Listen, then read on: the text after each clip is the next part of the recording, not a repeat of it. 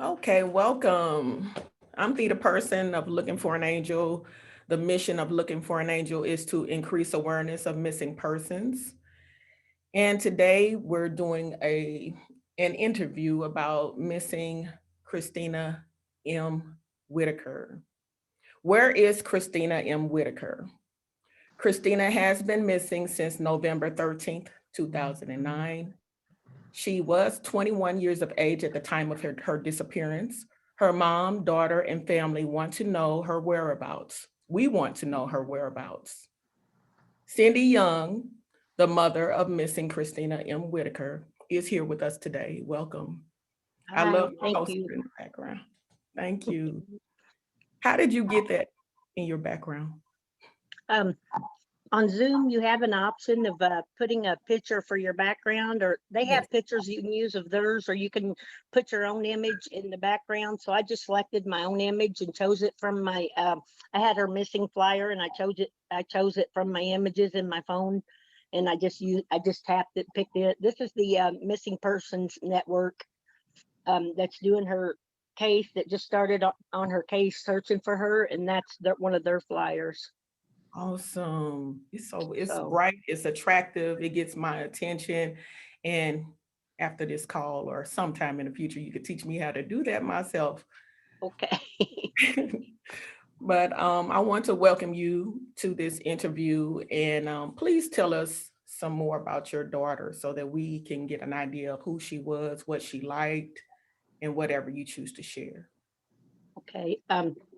Christina, she's a people person. She loves people, and she never met a stranger. And she's 21, when she went missing. And, at that age, they kind of have that mentality, that, nothing bad can happen to them.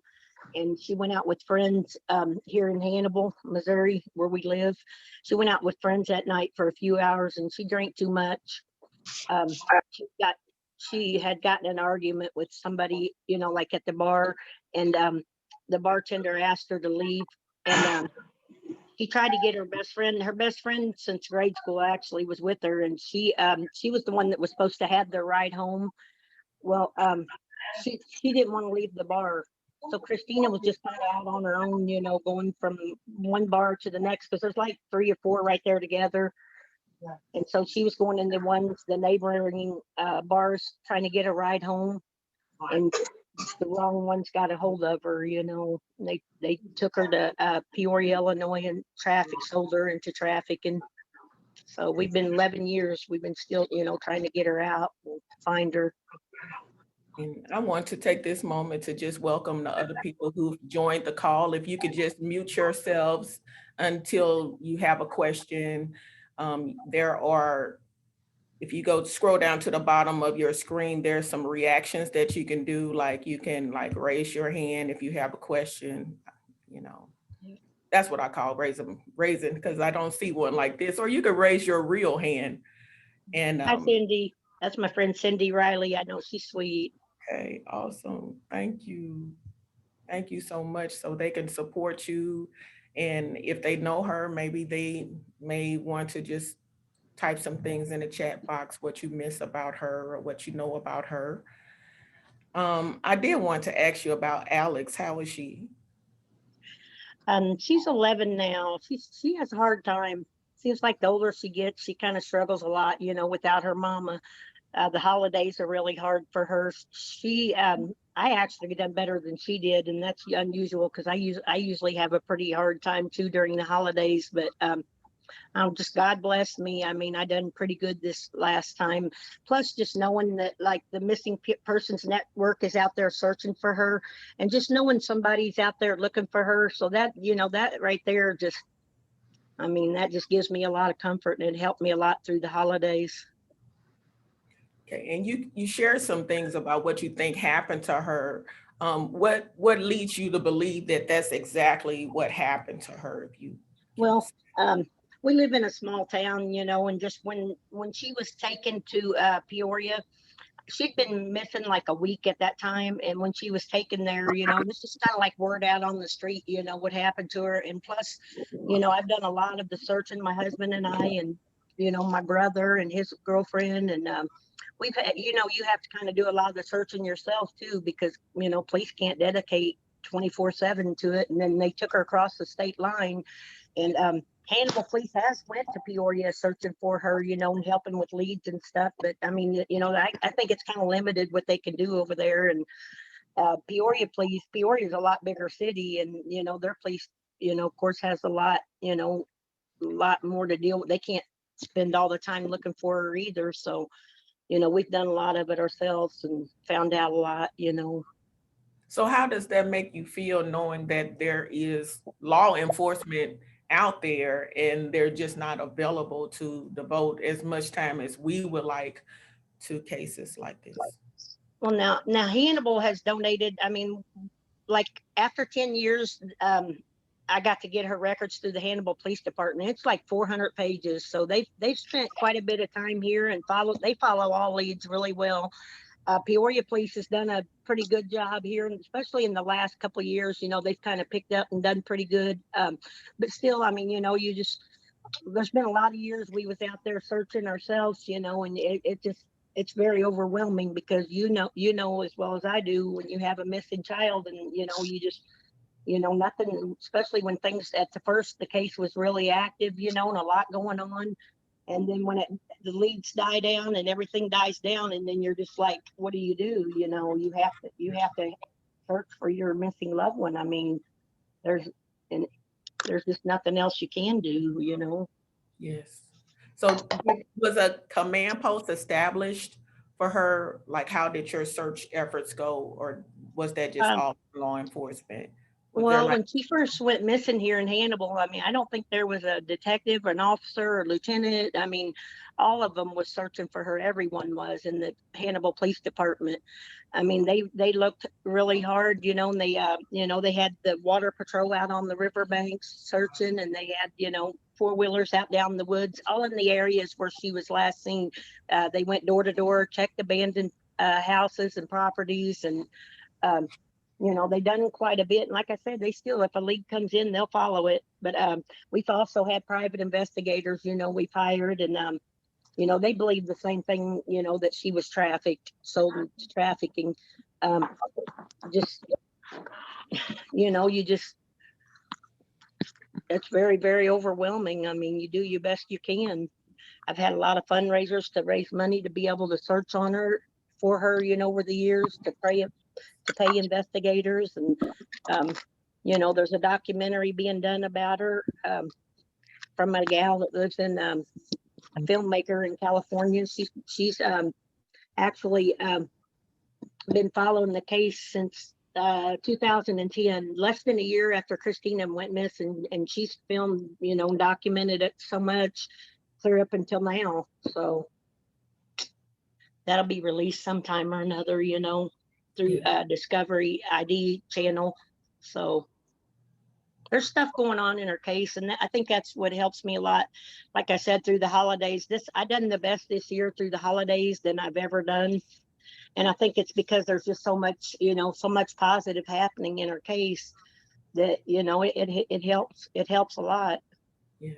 And that's kind of what I was thinking about, like the effects that this situation has on your family, your loved ones, maybe people that have gone to school with her or had gone to school with her. I saw some of your interviews on YouTube and heard some people saying that I think one lady was saying that she was in third grade with her, Yeah. and she wanted her to come home. And I know that it's devastating, and holidays are also hard for me to get through while everybody's buying suits for different holidays or dresses. And I'm like, I'm grateful for the day to be here to enjoy the day, but it's just not the same, when No. something tragic like this happens. Well, a So, huge part of you is missing. I mean, it's like a big black cloud that's always over your head. It never lets up. It never goes away. It's just always there. yes. So to me, it's like we're a miracle. We're miracles, Yeah. you know, Yeah. just just being Just to alive. be able to do an interview and be able to have our even just to have our sanity, you know, and Yes. some days I think I'm halfway losing that. You know, there's been times during this past 11 years I've kind of questioned my sanity a few times, you know, but You know, I by the grace of God, we get by, you know, make it through it. But some days you don't even want to, you know. You know how it is, understand. Theda. Thank you for your honesty. And that's pretty much my next question was about the emotional support. Like if you would like to share, if you've gone to a counselor and it was You, that even supportive, because sometimes you go, I mean, I know I went and I'm grateful for it. And I feel like people who need counseling or to see a psychologist, they should do so. yeah, oh yeah, But what's definitely. your experience? You know, when she, I don't know, I think, I believe the first few years when she was missing that, I mean, to me, I was just inconsolable. There was really nothing anyone could do or say to comfort me.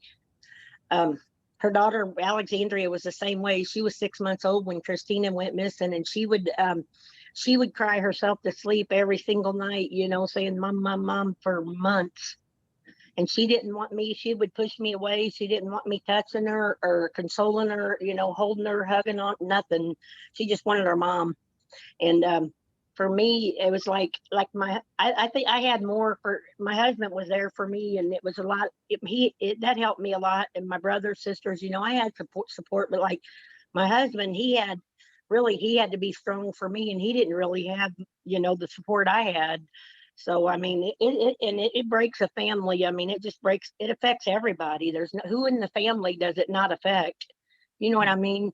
It affects everyone. We all love Christina. We all miss her and want her home. And you know, it's just devastating. It just crushes you. It crushes your soul, your mind, your body, your spirit, everything. You know, it's taken a toll on my health. You know, this many years going through it, 11 years, and I have health issues now that you know, and I'm like, I, you know, just lost. Really, you're just lost. I mean, you don't, no closure, no ending, no, you know, like I've had a lot of people, and you probably have too. I've had a lot of people contact me and say that they've lost their child to death and buried them, but they said they would rather go through that because at least they know where their child is. Exactly, which makes me think about the ambiguous grief, because it's like we have no resolution. We're or no closure. Some people say closure, but to me, it's like It's I like feel an like open wound. navigate it. Exactly, Yeah. exactly. Never heals, it never closes, you know, and I know, I believe with all my heart that we're going to get our miracle, that Christina will be found. I mean, to me, I mean, God's put that in my heart ever since she went missing, so I don't really doubt that she'll be found or be home someday.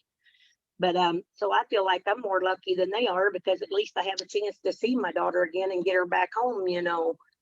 So, but still, it's just 11 years. I mean, Christina and I were close from day one. I mean, she never went in her whole entire life um, a day without seeing me or talking to me on the phone. And usually, with because she had bipolar, she Okay. would stay in contact with me. She would call and text me maybe 15, 20 times a day. And the police seen this in their, you know, when they got her phone records, she was constantly in contact with me. And for her to for it to be 11 years, you know, without talking to her and seeing her, I mean, it's just unreal to me. I never would have imagined it would have, you know, ever been this long. So they did trace to make sure that she's not getting any medications or anything like that. They monitored Well, those. now, we did have a lead back in 2015, early 16, that she did go into a mental hospital in Peoria.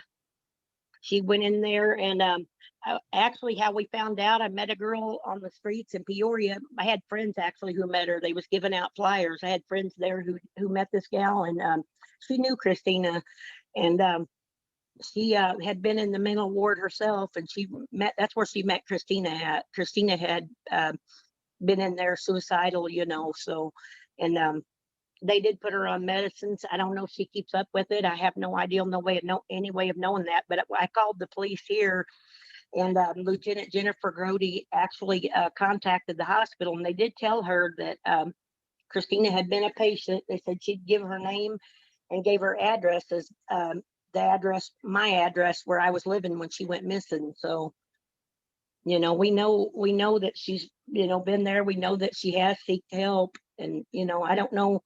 Um, she told Patricia a lot about, she told this Patricia gal, her friend, about going missing and what all happened to her, and and that we've all been threatened, and that she's fearful, to come back or contact us. But I just believe God's working on her and working in her, So So, those are tragic signs, but they are beautiful signs because at least you know that that's a sign of life. yep, And and exactly. So we're blessed, like a lot of people, that have missing loved ones, they never get a single lead. So they just vanish with nothing and never, and I just, to me, I just can't even imagine that, because we started getting leads and information on Christina right off, and we've searched um, ourselves in Peoria, and I always got a, like I could go out on the street and pass her flyer, and I would always find people who knew her, who had seen her, like, well, I've had them tell me, well, that girl's not missing. I see her all the time, but I was like, well, I'm her family, she's missing from me. I don't really go into the trafficking aspect. I just tell them, she's bipolar, she's not on her medicine, and I'm her mama. I want to make sure she's okay, because at first I did, but it kind of scares them off. They don't want to, people don't want to be involved in that. So yes. that's how I do it anyways. Well, I saw another interview. I think the law enforcement person was in Peoria, and they were saying that they had never seen a trafficking situation, at least that they personally didn't. And I did find some information on Google about trafficking in Peoria. Yeah. So I was just wondering, how does it make you feel when you see law enforcement or even individuals in the community say something about a case the case that you're related to because it's your daughter? How does it make you feel when they have doubts about things that you believe may have happened? You know what? Um, when she first went missing and we would search, um, I would see a few girls out on the street, and over the years it was more and more. I mean, I would go back, I would stop searching. Usually I'd go at Christmas time, and I would stop like January and February because the weather gets so bad. And I just kind of take a break those couple months, then I'd always start back in March on Christina's birthday, March 25th. And every year when I go out there to search, you see more and more and more. And now, I mean, they just do it in broad daylight. They don't try to hide it or anything. It's right there. I mean, I found out that my friend and I found out. I got a friend there that helps me search, and we found out that they actually rotate the girls every 30 days. When they start their period, they send them to a different, trap house, and trafficking's bad there. The So when you reason, say it, you're referring to the prop that you're speaking to trafficking, that it yeah, used to at first you couldn't see it, now you can see it. oh, it's horrible there. And I see new girls. When you go back, you see new girls, and you can tell they're scared. And you also see their pimp either across the street or sitting on a bus stop bench, or right there, always never very far from them. But So do they you have them out, I mean, day and night. I mean, it's not hid, it's and it's is there. this Hannibal or is this in Peoria? This is in Peoria. Okay. Hannibal hasn't got, they're, as far as trafficking, I mean, and I mean, I'm sure it happens everywhere, but Christina, as far as I know, is the only one that was, actually just physically taken and sold like that, which, would happen to her. This is Hannibal, Missouri, America's hometown. That's what home of Mark Twain. It just, people think that don't happen here, but it does, because it did, you know. The one thing about trafficking is it could be happening in the house next door, and if Yeah, you you would don't not pay know. attention to the signs, I mean, it's Yeah. not always going to look the way you think, Mm, or you're not no. always going to see somebody in bondage. They may look fine, but mentally they're trapped with their perpetrator. Well, and So, people think, well, just because they can get out on the streets, or they're like, well, they're free. Why can't they? They just don't understand, can't comprehend the mentality and the mental torture that these, and the abuse, physical and mental, that yes. these victims go through to get to that point, to where they're not going to leave or run. And plus the addiction part. I know she was shot up with heroin the first night she was taken. So between the addiction, the physical abuse, the mental abuse, it's just torture. I mean, and people ask me, well, why don't you think she's come home? Why this, why that? And I say, you know what, it used to bother me a lot when people ask me that. And anymore, I just say, I've never been trafficked. I've never been a victim of human trafficking. So how can I know this? Yes.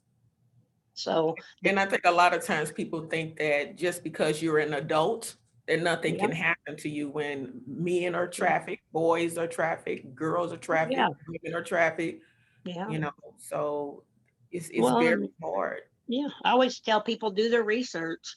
Yes. You can get online. Everybody's got internet, and that's what I tell them. I say, I'm assuming you probably got access to internet. Get online and search human trafficking and search the effects of it, and the mental parts of it. And she's bipolar, anyways, and probably hard telling what else now. And hard telling if she's been on medicine this whole time or not, or who knows? I don't know. I have not talked to her, so I can't say. That's right. And so, do you think that if you were rich, you would have a resolution by now? Do you think that the socioeconomic status of people plays a part in how different people react or law enforcement responds to different cases? You know what? I don't know if that's the case so much around Hannibal, but I do believe it happens a lot in America. I think cases, you see the more high profile cases, and a lot of times it is more wealthier families, and then you see the poor people that you barely see. You're lucky to see their flyer online and be able to share it. Yeah, I believe. In Christina's case, I don't believe it affected it so much. I mean, if it did, I don't. I didn't really notice it. Maybe in the Peoria area. I mean, if we'd had a lot of money, I mean, we would have been more influential people. Maybe it would have helped there. Um, but yeah, I mean, I know it's definitely a factor in a lot of missing person cases, though, and it's Ha- just not fair. It's not right. Right. Are the people in your community that represent you, like your alder persons, your council persons, your mayor, governor, are there people in those capacities that have been supporting your efforts? You know what? I've never spoke to any of them like that. Our Okay. mayor, I mean, he was actually in law enforcement, and he was one of them that worked her case when she Okay. first went missing. And I've honestly, Hannibal Police has done, what they could for her case, and I've just really not reached out to anyone like that. I have, and Hannibal Police and I both have reached out to the FBI in St. Louis. That's our district, but that's about and the Missouri Highway Patrol Missing Persons Unit too, of course, but that's about the extent of, in the Missouri area that we've went through. And I remember seeing you in Jefferson City, like once my child went missing, and Yeah. I was wondering, how did you meet Missouri Missing? You know what? They actually found me. That was the first time, I believe it was Christina went missing in 2009, and I believe it was 2010 the first time we went there. It was in June of 2010, and that's the first time I'd ever met anyone that had a missing child. So, I mean, you automatically like bond to them. It's like your family. You kind of latch onto them. I had different missing organizations and people reach out to me after Christina went missing. And like Kelly Murphy, Project Jason, we went to her retreat in 2010, August 2010. And she was one of them that reached out to me. And Maureen Rientes from Missouri Missing. She was one of the first ones, and they asked me. They said, "Do you want me to get you in contact with other people and other, families that have missing people?" And I only wanted. I said only if their person's been found.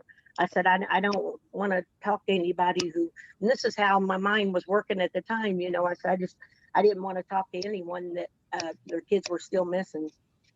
And after I got to meet him at Missouri Missing there in Jeff City, and all, it just really opened a door for a lot of support and like family, and I felt so stupid for saying that.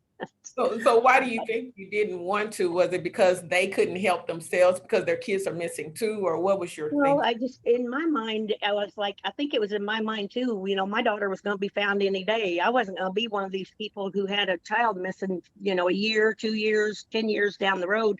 That just wasn't going to be our case. So I just didn't want, and I think it just scared me so much, the fact that, that she could be missing, for years, like their missing family member had too, and I was like, I didn't want to deal with it or be a part of that. So, So can you tell us a little bit of like was Christina a volleyball player? I love volleyball. So what did she like to do? you know what? She wasn't really active in sports and stuff like that, but she loved music and dancing and just hanging out with her friends, just typical. And even through high school, middle school, and high school, her friends, even her close friends, they would, oh, I'm your best friend. And she'd be like, oh, that's nice, but my mama's my best friend. She always would say that. And I always, her friends always called me the cool mom because I'd take them cruising up and down Broadway, and I always had sports cars and stuff. And some of her friends still call me mom or mama. But yeah, she had some good friends that she was friends with since childhood, and they struggle a lot too. And but Christina just was a people person that loves everybody. I don't know if she's still like that or not, but if she seen somebody homeless, she would always give them her last dollar, and then have me fish out every dollar I had in my pocket and give it to them. I was like, well, you're giving them money, honey. You think I got to give them all mine too? Because I would just be messing with her, because I knew that she was going to say, Mom, Dad'll give you more money. You give them all your money you got right now. So I knew it was going to come. So, but yeah, I mean, and Alexandria is the same way. She can't pass a person up. We don't have a lot of homelessness here, but what we do, and we see people out, needing money, she'll give her last dollar the same way her mama did. Oh, So it's a beautiful heart. yeah, So is there definitely. anything else that I haven't asked you that you would like to share? Um, you know what? Mostly I just would like for ask people, just because it's been 11 years, she's still out there. That's She could right. be anywhere. It's like you say, she could be living next door to you. That's right. And we don't know for sure if she's in Peoria. The Missing Persons Network is searching for her, but they'll look, I mean, everywhere, because we don't know exactly. They're out of Illinois, and the only reason that I got them, they was able to help on her case, is because we did get information that she had been in Peoria, Illinois. So, you know, um, I just ask people, and not even in Christina's case, just everybody, keep your eyes open. If you see somebody that looks like something's not right, or a girl that's being abused or looks scared or anything, keep your eyes open. And what's it gonna hurt? Say, you know what, call the police. Say, you know what, check. Well, I just think that somebody needs to check on that girl, or that, like you said, the boy, or trafficking happens. There's no discrimination, age, and you'd be surprised. I mean, Christina was 21 years old, and when she went out with friends, I worried about her maybe getting into a fight, or getting into an accident coming home. Or I never, at 21 years old, that was the last thing on my mind, that think that she could have been taken, and be gone for. I never would have dreamt it ever. There was nothing, that could have made me think that was going to happen. And especially here, because in Hannibal, we don't have that here. You don't hear of that here. So, but that just shows it can happen to you. It can happen to anybody, anywhere. I think, to me, I always try to tell people to educate themselves, educate their kids. Look up and research the different methods that traffickers use, and teach that to your kids. Teach them to be safe online, or even meeting people, or whatever. And when you always when you're with a friend and you go out with them, or out in public, it don't matter if you go to a movie or whatever, out partying, we always have that person's back. Exactly. Don't ever go and leave your friend or your anybody like that, and leave them off on their own like that to fend for themselves. Christina had, they had been drinking shots, and she was very intoxicated. And her friend from the third grade would not leave the bar, and she was the one that had the ride home plan. So, and she would not leave the bar to, get Christina a ride home, make sure she got home safe. she didn't even try to call her the next day or anything to see if she made it home safe. You know, so that's I mean, it was a friend we'd actually tried not to get her not to hang around with because, you know, she wasn't the greatest friend to Christina to start with, and we could see it. But Christina, you know, she loved everybody, and she didn't think of her, you know, like that. But just always have your friends' backs, you know, be there, and you know, don't ever let a friend go off like that, and especially in the condition she was in, you know. She did, and she went in different bars, and she was asking. I had probably at least, I'd say 10, 12 people, you know, tell me that they'd seen her in other bars, and she had asked them for a ride home. Either they didn't know her or just wasn't ready to leave yet or whatever, you know. And this is around, you know, after midnight, you know, and bars close at 1:20 in the morning, but this was between midnight and 1 a.m. And she still, you know, she called several people in her phone for a ride home, family members. And my husband and I were out of town. Um, he worked, his job required traveling, and I'd actually went to Texas with him for a few days. So um, we wasn't here, you know, when she went missing. So, and nobody answered the phone for her, you know, none of the family she called answered the phone for her. It was later and they was in bed. So she was just an easy target. So if anyone feels that they have seen or witnessed an act of human trafficking, they can call 1-888-3737-888. You Yeah, know, human and trafficking human hotline, trafficking definitely. They can call that, yes. And just, one you know, give that person's name or information. It, like I said, what's it hurt to have it checked? You know, even if you call in anonymous, it don't hurt, you know, you could save that person's life. You could save them from a life of torture and torment, you know, and what they do to the trafficking victim, it's horrible. You and know, I you don't wish that on anybody. And if you can help somebody, you know, it's like the Peoria police, you know, I would give them Christina's flyer. And I always, when I got in town, because I would be in these bad neighborhoods. So I would always let them know. And I'd be, you know, up and down these streets, you know, all through the night to 2 or 3 a.m. And I'd always let them know who I was and what I was doing there. So they pretty much knew who I was, but I would take their flyers to their car and I'd ask them to check their system, see if they had anything on her, you know, it ran anything through with her, you know, anything at all on her. And I always told them, I said, you know what, you all need to be looking at these girls out here, not as prostitutes, but how many of them do you think's on a missing flyer? I said, just change, you all need to change your whole mentality about it. I said, look at them like, you know what, that's somebody's daughter, order sister, exactly. maybe mama. You know, I said, just you all really, really, really need to change the whole way you look at, you know, these girls. To them, it's just a process. You know, I mean, a lot of them they could have cared less. They didn't think, you know, they go home and their kids, they know where their kids are safe and you know tucked in bed there, and you know they're just you know prostitutes that are not worth even saving. You know, to a lot of them, you know, and it's not right. I'm glad that you said what you said because one thing that I noticed is that a lot of times, like if you go to the Missouri State Highway Patrol's website, you'll see that there's 1,178 people missing, and some of those individuals don't have a flyer, and that's a big concern of mine. So I started this hashtag: We can't find those we can't see, That's because not you right. can't, you know. And it's not just that, like some people think that maybe the juveniles don't have a picture because they're juveniles. I've heard law enforcement persons say that, but I've had also families that I've assisted say we provided law enforcement with a picture, but They it's still not on the didn't. file. So we can't How are find. people supposed to? How are people supposed to recognize them and find them, or you know, if they don't even have a picture or a flyer of them on there?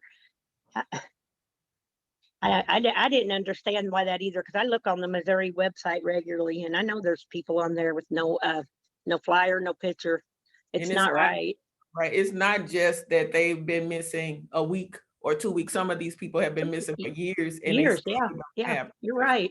That is disturbing. So today we have 584 missing adults and 594 missing children. That's Wow. just sad. But where are they? I mean, where are they going? You know what I Exactly. mean? Where do you just, somebody has to know something. And I then thinking mean, about COVID-19, it's like, okay, a lot of people are not out like they used to be. So I'm more concerned about yeah. what's happening. Well, and I know that's affected Christina's case too, I'm sure, because in Illinois, it's bad. COVID is really bad right now. It's one of the top, it's in the top, states in the country that's got COVID really bad. And it has to affect, and, everybody like is required to wear a mask. That's hiding their face. So that Yes, don't help either. exactly. Some of them have to wear them even, everywhere they go. So that's not helping. That's how's that helping finding it? That makes it hard too. COVID's definitely had an effect on, searching and for missing people, Yes. families, definitely. Wow. And again, that number to the National Human Trafficking Hotline is 1-888-373-7888. If I say it that way, it's easier for me to say. Yeah, But if I yeah. say 1-888-373, I don't know why. I guess because that's how I train myself to remember that number. I Another have thing, it in my phone. I always have access to that number. Christina has a case. I have her case number written down through them yeah, somewhere. She's got a case through them, and she she here's my Bella wants up. But friend. Oh, who is that? this is Alexandria's little puppy Bella. Hi, Bella. You She's a beautiful, little Bella. stinker. She's spoiled rotten. But Christina does have a case through the National Human Trafficking, that leaks can be reported through too, So, and your local police, your local police, the National Human Trafficking Hotline, you can call leads in Hannibal Police Department, 573-221-0987. Yes. Just And then they have a tip line too at Yeah, yeah, they do have Hannibal. it. And you know what? They can call it and they can give a tip anonymously. There's people here I know that knows what happened to Christina and they will not talk, and it's just not right. If it was their child, they would definitely want somebody to say something. Exactly. Exactly. So that's frustrating. It's very frustrating to me. Yes. I think if more people just put themselves in our positions, we Yeah. Oh, will have better exactly. outcomes. Yeah. Walk that mile in our shoes just for a day even. And I They would like the see. part when you were saying something about seeing the people as people instead Yep, of seeing them because of their condition or or yep, the state that you're seeing them in, because anything could happen to any of us. You yep. know, if we were in a situation like that, we're still human. So this is a human rights issue and it needs to be addressed And definitely. I think cities that like Peoria saying they've never had a human trafficking case, or to me, they don't have them because they're not looking because Point. they're there. It's definitely Point. they're definitely there. And in the officer's defense, if I heard him correctly, I think he acknowledged that there were cases, but he had never seen them. And I was like, okay, do you know what you're looking for? Because if I could find an article about human trafficking, and I'm not saying anything bad against the police department No, or no. anything, we need them, but it just shows us that sometimes we all have biases and we think Mhm. certain things for because that's the only way of thinking that we have at the time until we're Yeah, introduced to a new way of thinking. Like I exactly. remember thinking about missing persons when I was a kid only because John Walsh's son went Yeah, missing and I was exactly. a kid and it scared me. You know, Yeah, I was a kid going into clothing racks and getting in trouble yeah, with mom yeah, yeah. because I was in a clothing rack and she's frightened Couldn't because see she you. doesn't know where I went. Yeah, But when that case came out, I was like, it was just something different. And then I never knew I'd grow up and find myself in a position where my own yeah, child was exactly. missing. Christina and I had watched the movie Taken just a couple months before she went missing. She had rented it. And she'd say, Grandma, she said, Mom, she said, we got to watch this movie together. She said, she said, it's just unreal. And we watched it together. It was probably 2 months before she went missing. And we watched it together. And she said, I said, what would you do if that ever happened to you? And she said, I don't know. She said, I'd just run and run. She said, I'd get a phone call and call you or, and she said, I don't know what I would do if that ever happened to me. I said, I don't either. I said, I come and get you. She said, I'd run back home for one thing as soon as I got a chance, and here 2 months later, she was gone in traffic. And well, you know what though, when she first was missing, I got phone calls probably for the first year and a half, 2 years where nobody talked. So I know that was her. So they just sat on the line and Mhm. said nothing. It would always say restricted, and I would always talk to her, because I just, in my heart, I knew it was her. I just knew, and I've heard about even cases like where traffickers would, call and let them talk to the family members, or not talk to them, but hear their voice. They mute it and let them hear their voice, and then they would threaten them. I know how to get to your mom. I know how to get to your family, and you try to get away. You know, we're going to go after them, and it's just a way they have of, another way they have of training them and manipulating them and keeping them from running. So yeah, I believe it was probably a year and a half to Now two that's the years I would movie get with calls. Halle Berry. Halle Berry's in that movie. Is that taken, or is that? I've seen so many missing person Oh, movies now, yeah, and where that's how you her know it's little a boy big went problem. missing. Yeah, where her little boy went missing. Oh, that was a heck of a movie. But I mean, you know what? I mean, it shows you. I mean, that it might have just been a movie, but it's real. They take little kids like that. It don't matter if there's a demand for them. If there's people going to pay for them, they're at risk for being taken. My goodness. So you hear of mothers who traffic their babies. Even little babies. How do you traffic a little baby? Sell them for drugs or whatever, and it just makes me sick. Wow. So I don't see any questions in the chat box, but I am so grateful that you are here. So what would you say to people who are on social media who have access to your beautiful flyer? What would you like for them to do? Just share it and pray. A lot of people's asked me, what can I do? What can I do to help? I'm like, anybody can pray. Anybody can share a flyer. Anybody. If you see a missing flyer, share it. Okay. No matter who it is, share it. You know, Or have you had a group of people like make it their cover page or their profile yeah, picture? make it your cover photo or your profile. I've done that even, with flyers that are not my daughter's. I mean, and her prayer page, pray for the safe return of Christina Whittaker Young. I share all missing people's flyers in there, because we all are a family. That's right. And every, to me, I feel like every missing person, is ours. Everybody, they belong to all of us. Yes. I feel like when one of them's located and found, it's a victory for all of us. And when Exactly. one of them's, found deceased, or, it's a heartache for all of us. Exactly.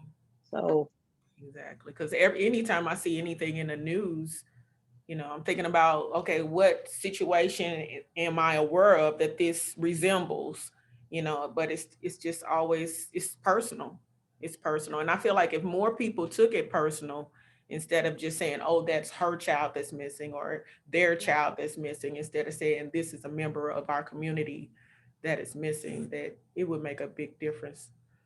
Well, because they think it can't happen to them or their child, or or their sister or brother, or whatever, even mom or whatever. I mean, people of all ages go missing, you Yes. know, from cradle to grave, babies to elderly. I mean, anybody can go missing. You see the silver alerts, and that just breaks my heart. I mean, you live to be an older age, and then you wander off because you got dementia or whatever.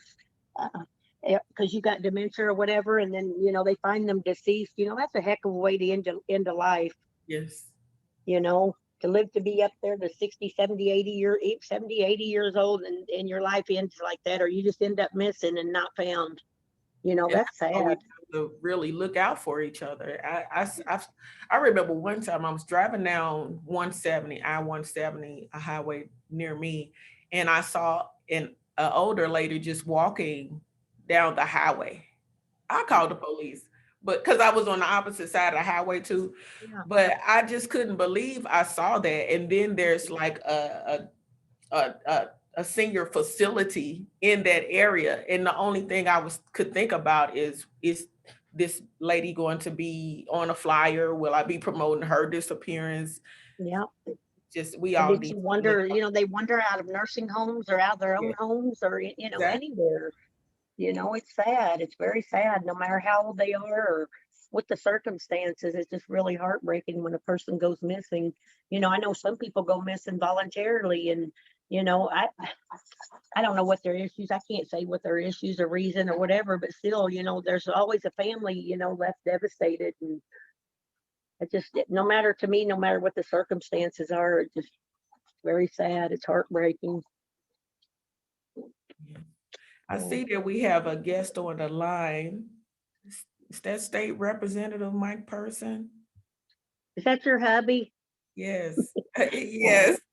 I didn't know he was joining, but I'm glad that he did hi. because he's introduced some legislation to address human trafficking and missing persons. And Human that's trafficking.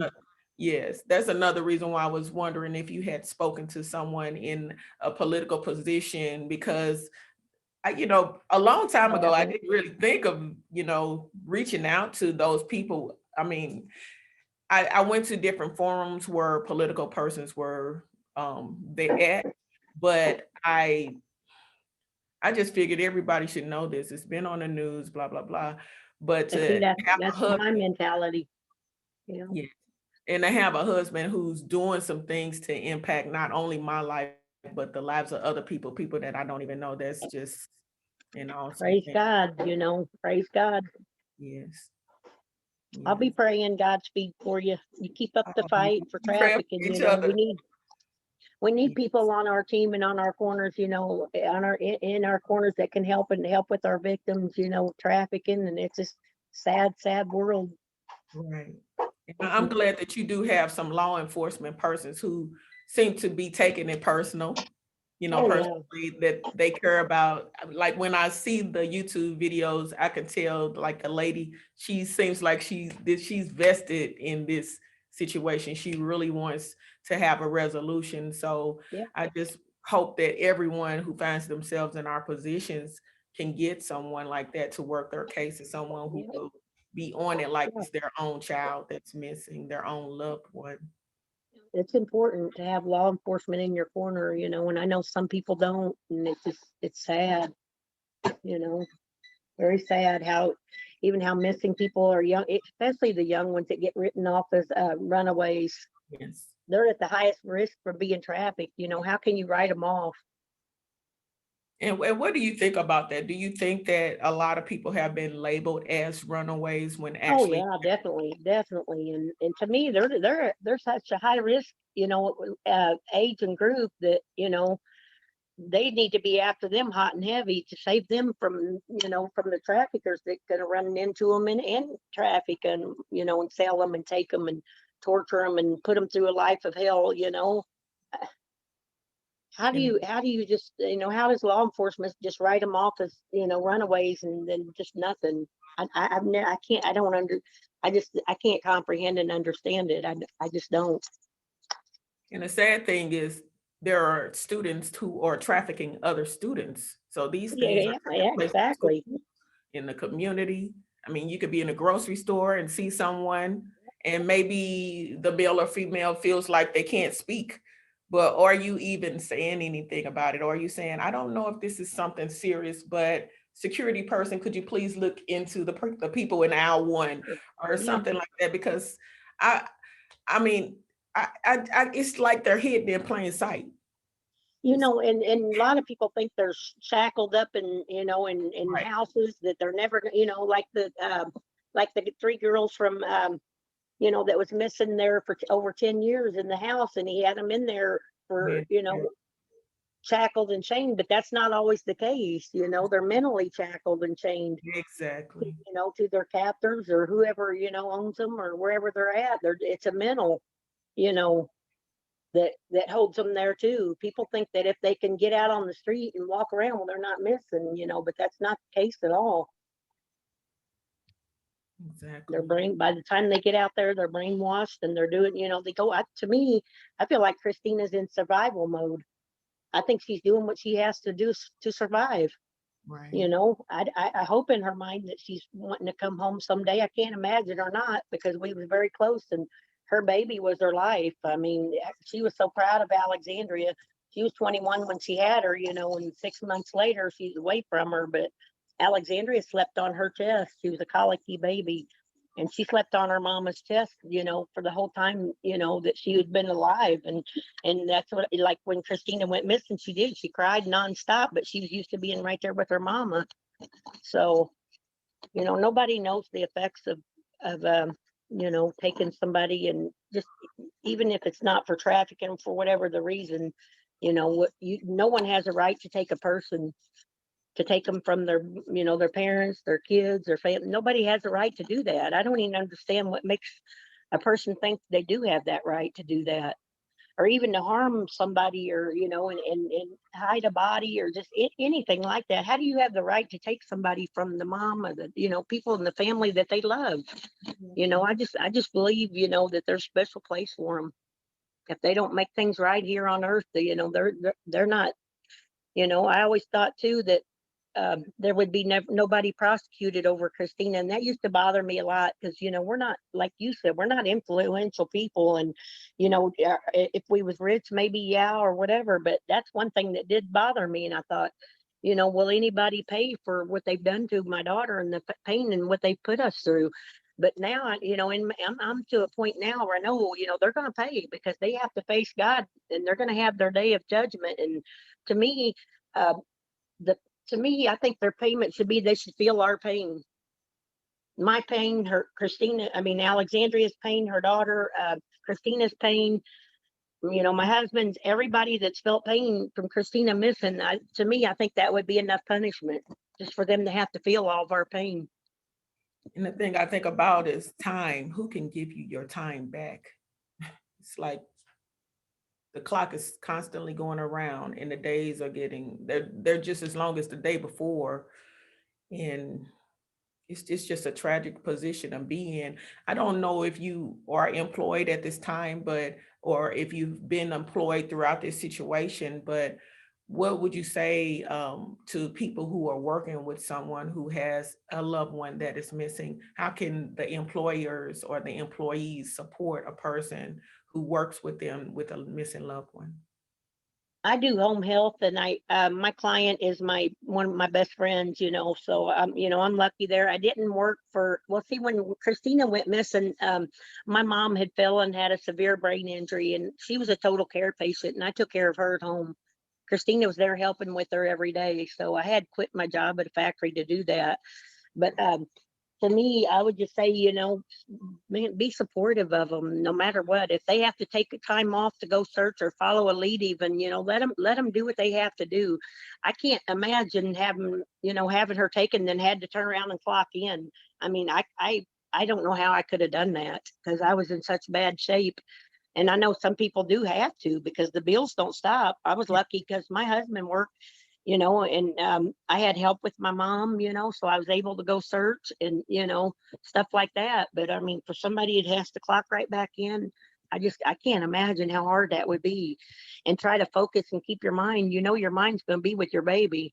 Yes. So I just, support them any way you can, support them. And like I said, if they need time off, or, for emotional, just, let them have it. That'd be hard. Well, you've said so much that is so important during this interview. Again, we have the mother, Cindy Young. She's the mother of missing Christina M Whittaker. Christina has been missing since November the 13th, 2009. She was 21 years of age when she went missing. And we really want people to pay attention to that flyer that's up behind Cindy's Yeah. head back there. And also, you can go to the Looking for an Angel Facebook page, and even your page, I guess, if they're your friends, and even my page, and you could just share those flyers, because you can't really share them enough when you have a loved I've one seen that's missing. flyers all over Facebook. It's hard to miss them now.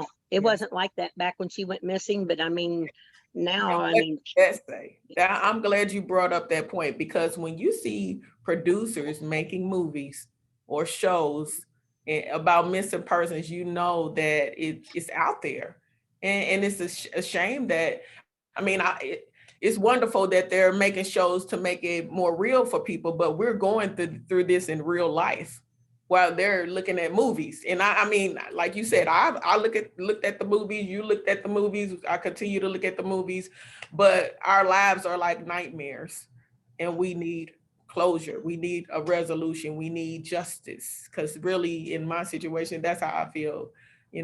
I'll be better when I can get justice, for my situation. And I just want you to be encouraged, and I want to thank you for just allowing us to hear your story, hear how it has impacted your life, Thank your you. loved ones' lives also. Did Thank you you, want to say sweetheart. I appreciate it anything? very much. And I'll keep praying for you, we're going to find out, Yeah, we can't go forever like this. We're going to find out. yes, And I believe there'll be justice for us. Like I said, for Christina, I know if it's not here, it's going to be in the next life. exactly. Now you do have a reward for her. Yes, ma'am. $10,000 reward, Okay. for anybody that can, set up a meeting with me and or even, just so I just need to see her face to face Yes. to know she's okay and she's out there. And if she may not want to come home.